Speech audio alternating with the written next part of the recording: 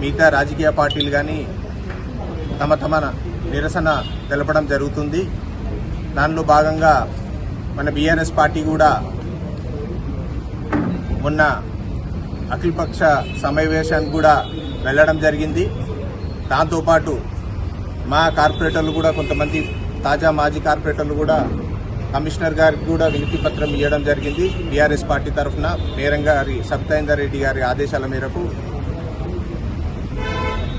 మేము అందరం కూడా ఐకమత్యంతో ఉండి అన్ని పార్టీలు కూడా, ఎందుకంటే ఇది పార్టీల కన్నా ముఖ్యం, ఎందుకంటే ప్రతి ఒక్కరం కూడా మన నివాసం ఉన్న వాళ్ళమే.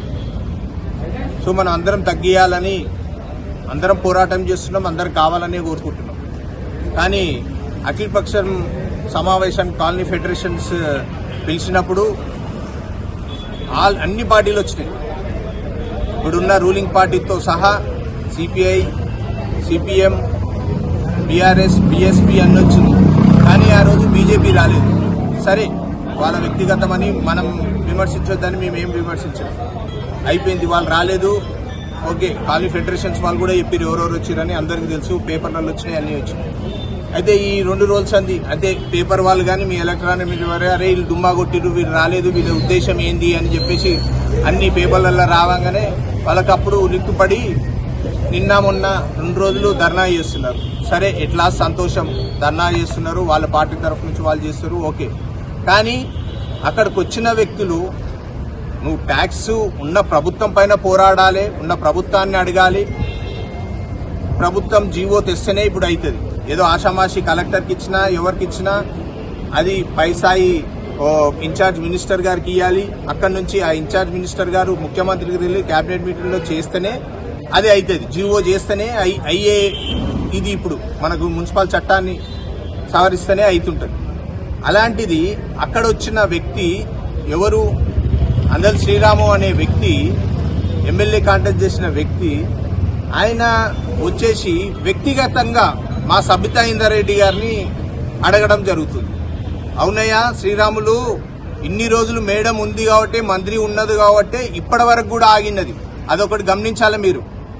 ఇప్పటి వరకు కూడా మీకు ఫెడరేషన్ వాళ్ళు కాలనీ అసోసియేషన్ మీటింగ్ పెడితే కూడా మందమల్ల వంగనందరెడ్డి గార్డెన్స్ లో మీటింగ్ పెడితే కూడా అదే చెప్పారు. సబితా రెడ్డి గారు ఉన్న రోజులు, మంత్రిగా ఉన్న రోజులు, టీఆర్ఎస్ ప్రభుత్వం ఉన్న రోజులే ఆపగలిగిరు, ఆ మేడం గారే ఆపిరని అందరికీ తెలుసు.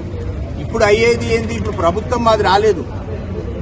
మాకు సరే ఎమ్మెల్యేగా మా మేడం గారిని గెలిపించారు, కానీ మా ప్రభుత్వం రాలేగా పైన స్థాయికి పోవాలి కాబట్టి మేడం గారు కూడా ప్రయత్నిస్తున్నారు. సిడిఎంఏ గారికి కాల్ చేశారు, అన్ని ప్రయత్నాలు చేస్తున్నారు, అందరికీ తెలుసు. శ్రీరాములు వచ్చి ఆమె నివాసం ఉంటుందా, ఈడ ఇల్లుందా, ఆమెకు బాధలు ఏం తెలుసు అంటే, శ్రీరాములు ఇక్కడ ప్రజలు, మహేశ్వరం ప్రజలు 3 సార్లు ఆమెకు కట్టం కట్టినారు, అంటే గెలిపించినారు 3 సార్లు. మీరు అనేది లోకలా నాన్ లోకల్, ఇంకా లోకల్ నాన్ లోకల్ ఏందయ్యా నువ్వు? ఇప్పుడు ఆయనది కూడా ఇబ్రాహీంపట్నమే, ఇక్కడ ఏం కాదు, ఇక్కడ కూడా ఆయన దానికే వచ్చిండు. అంటే అనొద్దు ఆ మాట, నువ్వు అన్నదని మేమంటే బాగుండదు, కానీ నువ్వు కూడా ఇబ్రాహీంపట్నం నుంచి ఇక్కడ వచ్చిన వ్యక్తివి. నువ్వు ఎట్లుండేనే 2005 వరకు ఎట్లుండనో అవన్నీ చెప్తాము కొన్ని విషయాలు. సో నువ్వు ట్యాక్స్ గురించి మాట్లాడగా నీకు ఇల్లుందా, ఇల్లు లేదా, ఆమె ఉన్నది కాబట్టి ప్రజలు ఓట్లేసి గెలిపించినారు. నువ్వు లోకల్ నాన్ లోకల్ ఫీలింగ్ తెస్తే ఇక్కడ ఉన్న 5 లక్షల ఓటర్లకు దాదాపు 4 లక్షల మంది నాన్ లోకలే ఉంటారు. అంతా లోకల్ వాళ్ళు, ఊరు వాళ్ళే లేరు. 10% కూడా ఉండరు లోకల్ వాళ్ళు. సో నువ్వు అది ఇంకోసారి మాట్లాడినావు అనుకో, నాన్ లోకల్ ఆల్రెడీ నీకు బుద్ధి చెప్పిర్రు 2 సార్లు. నీకు 2 సార్లు ఎలక్షన్ల ఓటు రూపంలో బుద్ధి చెప్పిర్రు. నువ్వు మళ్ళీ ఎలక్షన్స్ కూడా అదే మాట్లాడినావు, ఇప్పుడు అదే మాట్లాడుతున్నావు. భవిష్యత్తులో కూడా నీకు అదే గుణపాఠం దొరుకుతుంది. మీ బీజేపీ పార్టీకి కూడా గుణపాఠం చెప్తారని చెప్తున్నారు. ఇంకా కొంతమంది మేము ఈరోజు మా మేడం గారి ఆదేశాల మేరకు మా బీఆర్ఎస్ పార్టీ తరఫున సిడిఎంఏ ఆఫీస్కి వెళ్తున్నాం, కలెక్టర్ ఆఫీస్కి వెళ్తున్నాం.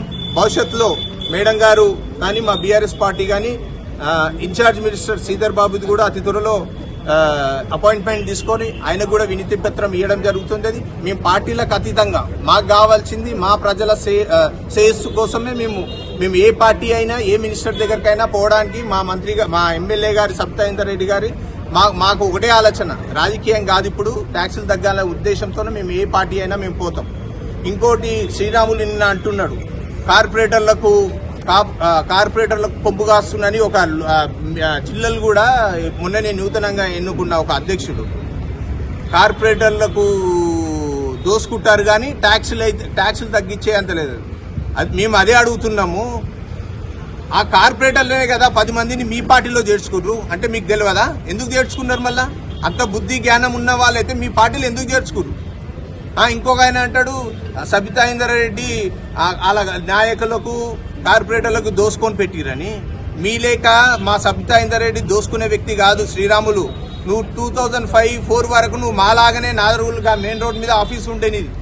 నువ్వు ఇన్ని కోట్లు ఇన్నిసార్లు ఇన్ని గెలుపుకుంటా మా మేడం గారు కానీ వాళ్ళ ఇంద్రారెడ్డి గారు కానీ 6 సార్లు మినిస్టర్ ఉన్నారు, 40 ఏళ్ల సంది ఎమ్మెల్యే నాన్ స్టాప్ గా ఉన్నారు. వాళ్ళ చరిత్ర వాళ్ళది.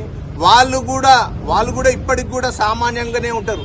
నీలాగా హల్చల్ చేసి ఇన్ని కోట్లాది రూపాయలు ఇట్లా పడేసే వ్యక్తి కాదు. నువ్వు ఒకటి గుర్తుపెట్టుకో, నువ్వు నాదర్గూల్ నుంచి ఆదిబట్ల పోతుంటే వెంచరు నువ్వు ఓవరెంబర్ చేసినావు. అప్పుడున్న మా బీఆర్ఎస్ అప్పట్లో ఉన్న బీఆర్ఎస్ రంజిత్ రెడ్డితో నువ్వు వెంచర్లు చేసినావు. నీలాగా పైసలు సంపాదించిన వ్యక్తులు మా దాంట్లో లేరు. నువ్వు ఏ పార్టీలు ఉన్నా నువ్వు పోయి మా బీఆర్ఎస్ పార్టీ వాళ్ళతో చేస్తావు, ఇంకోళ్ళతో చేస్తావు, తుర్కోలతో చేస్తావు, ముస్లింతో చేస్తావు, మళ్ళీ ముస్లింస్కి అగనేస్ట్ అంటావు. నువ్వు వ్యాపారాలు చేస్తావు అందరు పార్టీలో వదులుతో. మేము డబ్బులు సంపాదించే వ్యక్తులు కాదు మా సబితా ఇంద్రారెడ్డి కానీ మా బీఆర్ఎస్ పార్టీ నాయకులు కానీ. ఖబర్దార్ ఇంకోసారి ఆ మాట అంటే. ఇంకో మాట ఏమంటావు, ఓల్డ్ సిటీకి మేడంకి ఏం సంబంధం? చంద్రాయణగుట్ట మేడంకి ఏం సంబంధమయ్యా?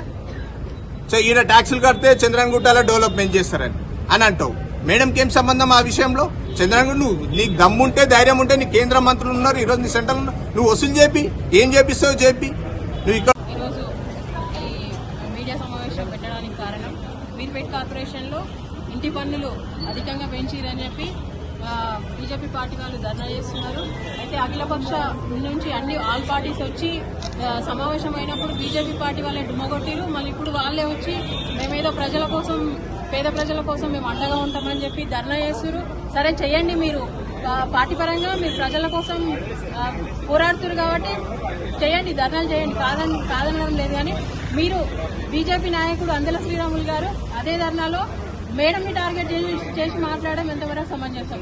ఒక మహిళ అయి ఉండి ఉదయం లేచి సాయంత్రం వరకు ఆమె ప్రతి సమస్యని తన సమస్యగా తన కాన్స్టిట్యున్సీ ప్రజలకి అందుబాటులో ఉండాలని చెప్పి ఎంతో కష్టపడుతుంది. ఈ అందెల శ్రీరాములకి సరే కాన్స్టిట్యున్సీలో కాదు, ఆయన కాంటెస్ట్ చేసిందిగా మీర్పేటలో ఎన్ని కాలనీలు ఉన్నాయో చెప్పమని నేను ఈ మీడియా ముఖంగా నేను అడుగుతున్నా. ఈ రోజు వచ్చి నువ్వు సమస్యల గురించి మాట్లాడు, నువ్వు పన్నుల గురించి మాట్లాడు, కానీ సబితా ఇంద్రారెడ్డికి ఇక్కడ ఇల్లు లేదు, ఆమె లోకల్ వ్యక్తి కాదు, ఆమె ఇల్లు లేనందుకు ఇంటి పనుల గురించి ఆమెకు తెలియదు అనడం ఎంతవరకు సమంజసం? మరి నువ్వు లోకల్గా ఉన్నావు కదా, లోకల్గా 2 సార్లు ఎందుకు ఓడిపోయినావు? అదే మరి నాన్ లోకల్ అమ్మ 3 సార్లు ఎందుకు గెలిచింది? నువ్వు ఒకటి గుర్తుపెట్టుకో, పార్టీలకు అతీతంగా ప్రజల గుండెల్లో ఉంది ఆమె.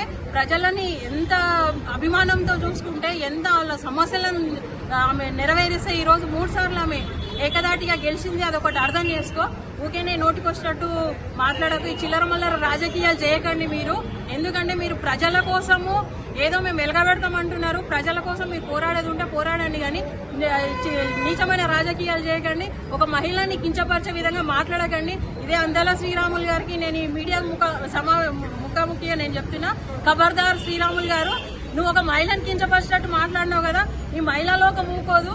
ప్రతి ఒక్కరం నువ్వు దీనికి అపాలజీ చెప్పకపోతే, దీన్ని ఖండించకపోతే, మేము దీనికి నువ్వు వాపస్ తీసుకోపోతే, ఈ మాటను వాపస్ తీసుకోపోతే మేము మహిళలం అందరం వచ్చి నీ ఇంటి ముందర కూర్చుంటాం. ఖబర్దార్ ఇంకోసారి మా సబితమ్మని ఎవరే గాని, నేను మహేశ్వరం కాన్స్టిట్యున్సీలో చెప్తున్నా కదా, మా సబితమ్మని విమర్శించే స్థాయి ఎవరిది కాదు. మీరు నిన్న మొన్న కలిదర్శి రాజకీయంలో ఆమెకి 50 ఏళ్ళ, వాళ్ళ కుటుంబానికి 50 ఏళ్ళ రాజకీయ అనుభవం ఉంది. ఎప్పుడు ఏం మాట్లాడాలో, ఎప్పుడు ఏం చేయాలో ఆమెకు తెలుసు. మీరు ఏదో ప్రజల కోసం మేము వచ్చి ప్రజలకు పనిచేస్తున్నాం, పేద ప్రజలకి మేము అండదండగా ఉంటున్నాము అంటున్నారు. పని చేయండి. ఈ రోజు మేము ప్రతిపక్షంలో ఉన్నా గానీ ప్రజల కోసం మేము ఉన్న ప్రభుత్వాలతో కొట్లాడి సమస్యలు తీర్చాలనుకుంటున్నాం, కానీ మీలాగా చిల్లరగా మాట్లాడతలేరు. ఇంకొకసారి ఇలాంటి మాటలు మాట్లాడితే ఊరుకునే లేదు. ఇప్పటికైనా మీరు అన్న మాటను వాపస్ తీసుకోండి, లేదంటే మా మహిళలందరం వచ్చి నీ ఇంటి ముందర కూర్చొని నీ ధర్నా చేయడానికైనా రెడీ ఉన్నాం. ఖబర్దార్ ఎవ్వరు కానీ మా సబితమ్మని అనే స్థాయి కాదు మీరు. అండి. ముందుగా మీర్పేట మున్సిపల్ కార్పొరేషన్ లో పెరిగినటువంటి ట్యాక్సులకి తగ్గించాలని నిరసన బీఆర్ఎస్ పార్టీ నుంచి ఈ రోజు మా మేడం గారి ఆదేశాల అనుసారం ఇక్కడ మేమందరం కూడా పార్టిసిపేట్ చేయడం జరిగిందండి. మరి అదే దిశగా నిన్న బీజేపీ పార్టీ ఇంతవరకు పార్టిసిపేట్ చేయనటువంటి బీజేపీ పార్టీ విమర్శలు గుప్పిస్తా ఉంది.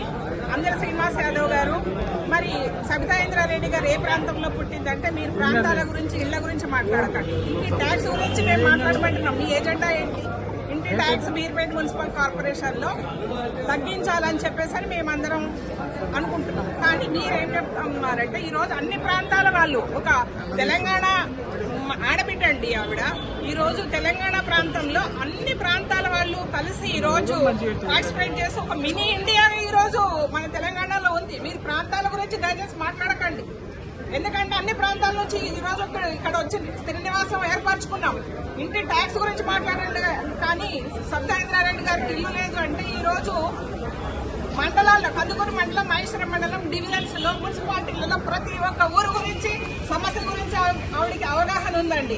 ఈ రోజు చెరువుల గురించి, చెరువుల బాధితులు మేమండి, చెరువుల్లో నీళ్ళు వచ్చి వరద బాధితులు బాధపడిన వాళ్ళం మేమండి, దోమల పడితో బాధపడిన వాళ్ళం మేమండి. ఈ రోజు ట్రంకులైన ఏర్పాటు చేసింది ఆవిడండి. దయచేసి మీరు ఇలాంటి వ్యాఖ్యలు చేయొద్దు. ఒక మహిళా ఎమ్మెల్యే పైన వాళ్ళకి ఒక విజన్ ఉంది. ఆమె డెవలప్మెంట్ లో సబితా ఇంద్రారెడ్డి అంటే డెవలప్మెంట్. దయచేసి ఇలాంటి వర్డ్స్ ని వెనక తీసుకోవాల్సిందిగా హెచ్చరిస్తున్నాం.